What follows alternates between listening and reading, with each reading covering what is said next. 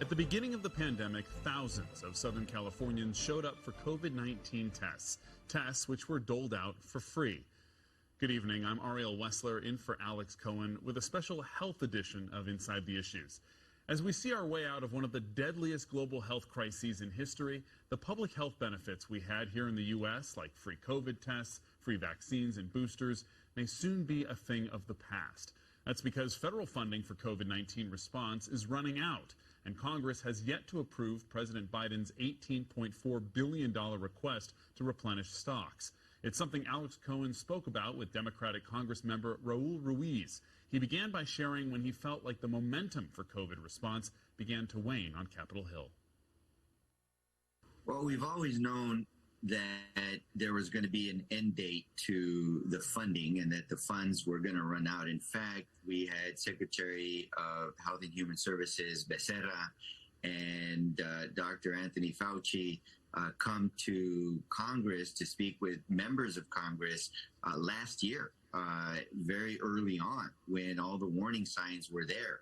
And there was great enthusiasm from the Democratic caucus to really do the right thing and provide the fundings, but we knew we were going to hit roadblocks with our Republican colleagues, mostly in the Senate, where there's, they can pull the filibuster and any type of funding would perish, which through negotiations in the continuing resolution, they ensured that the funding was not a part of the funding of the government, and therefore the request that the Biden administration made for $22.5 billion for additional COVID aid was not included. Look, there's all sorts of members of Congress we could talk to when it came to this topic. I knew there was one guy I wanted to talk to, and that was you. And that's because you're not just a member of Congress, you are also a physician. So I'm really curious, when you tried to have those persuasive conversations with your colleagues, especially your Republican colleagues, what were you saying to them? What have you been saying to them? And what are they saying to you in response? Why aren't people taking this more seriously? I think that they're always making the excuse of spending too much money. But when it comes to giving millionaires and billionaires permanent tax cuts and decreasing government revenue, they have no qualms with that. So it's all a matter of values. It's all a matter of what we think is important for the American people. And as Democrats, we've always been at the forefront of ensuring that Americans are protected from this virus with funding for testing, vaccination programs, community-based projects. As a physician and as chair of the Congressional Hispanic Caucus, and as someone who, since a very young age, has fought under the banner of health and social justice, we know that the communities that are going to be most affected are our communities that are under-resourced, African American, Latino, Latina, Native American, all those communities that have faced the disparities and the brunt of the pandemic to begin with are going to be the first to suffer and the first to not have access to testing or to vaccines. And we are approaching the fall and the winter months. So not only are you going to see a higher transmission of COVID, especially this Omicron, which is more virulent, but you're going to have concomitant flu-like symptoms from the flu.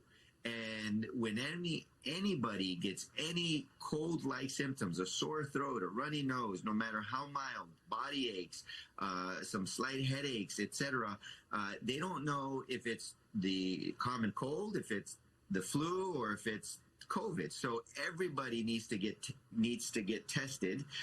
And we also know that with the winter season coming up, the rates of vaccines, the vaccinated population against the new variant, the Omicron, the one that really spreads easily, is less than 4%. So there's a lot of work to do. And without this funding, we're only going to see those disparities. We're only going to see increase in spread of COVID, and that's not good. And I'm hearing these horror stories of, like you said, if you have to pay to get a test, maybe people don't test and they go to work and they transmit it, or maybe they don't feel like they can afford that vaccine, and then they have weakened protection. In the midst of all of this, Raul Ruiz, you recently co-authored a bill known as the Mobile Health Care Act. Can you tell us a little bit about what this would do and the impact you hope it'll have, especially considering everything else we've been talking about up until this point? Well, Alex, I grew up in a rural farm worker community in a trailer park with a very underserved population. And I know that there is a lack of doctors, a lack of clinics, and oftentimes the community health clinics or the federal qualified health centers need to use vans or mobile homes to take the care into remote areas in order to take care of our most vulnerable populations. And so this bill, the Mobile Act, which passed, will add fundings, millions of dollars, for the community health centers to use mobile health clinics to take care to the people. And this is important during this pandemic because when people were isolated or when people couldn't go to work or when the lack of healthcare access still exists in underserved rural areas, mobile health centers are the only way that people can get the care that they need for primary care, mental health, COVID testing, vaccinations, you name it. And so I served in a mobile clinic when I was working in FQACs as a pre-med student, hoping to one day be a doctor and do this kind of work, which I have now as a physician. Before we let you go, we've been talking a lot about some pretty heavy topics, so I'd like to end on a somewhat lighter note. Recently, in honor of National Hispanic Heritage Month, you attended the Congressional Hispanic Caucus Institute Gala held at the White House.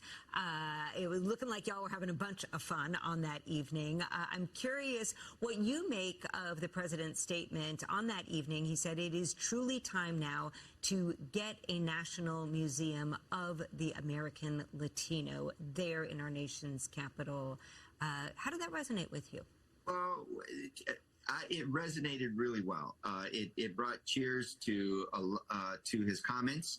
A lot of the community responded. Our statement is it's past time. We need the National Museum of the American Latino. And I'm very pleased to say that President Biden, in his Hispanic Heritage Month celebration in the White House, said that the museum should be on the National Mall. And I concur with those statements because it is worthy of the respect that the Hispanic populations in our contributions to American history, and it is worthy of the dignity of the countless of Hispanics who have helped build this nation to what it is.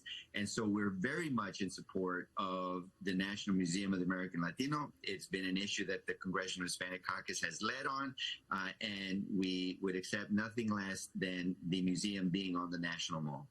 And for all we know, within that museum, when it's built, perhaps there will be part there in honor of you and all the work that you have done. Congressmember Raul Ruiz, who represents this state's 36th district, thank you so much for your time tonight. Good to be here. Thank you.